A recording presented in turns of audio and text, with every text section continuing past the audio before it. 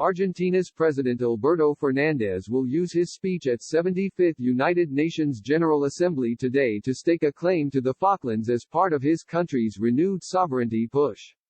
Mr. Fernandez, who was elected last year, with former leader Cristina Kirchner as his vice president, has made his intentions clear since coming into office, declaring the question of sovereignty to be a matter of state.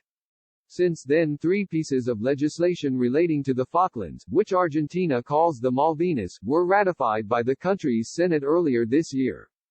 Daniel Filmus, Argentina's Secretary of Malvinas, Antarctica and South Atlantic, yesterday hailed them as confirming the conviction that the fight for sovereignty over the Malvinas must be a state policy that transcends electoral calendars.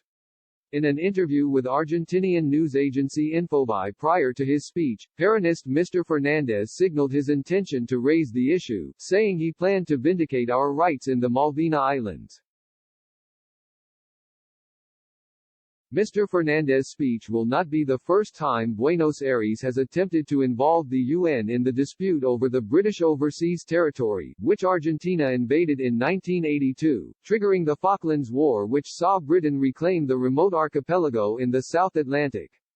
Last month, the United Nations Decolonization Committee, or C24, unanimously approved a resolution calling on both sides to resume negotiations. In his recently published book, Falklands Facts and Fallacies, author Graham Pascoe outlines the numerous instances in which Argentina has tried to use the UN as a vehicle for its ambitions. Mr. Pascoe told Express.co.uk, Argentina has always used the UN to further its case for sovereignty over the Falklands. It is significant that Argentina has never taken its case to the International Court of Justice. As a court that would have listened to the evidence, which, as demonstrated in Falklands Facts and Fallacies, actually shows that the Falklands are British and Argentina has no title to the islands whatsoever. By contrast, the UN is more like a parliament where voting follows the political interests of the members, not the factual evidence. UK government policy is that the Falklands will remain in British hands for as long as the 3,200 islanders want it to do so.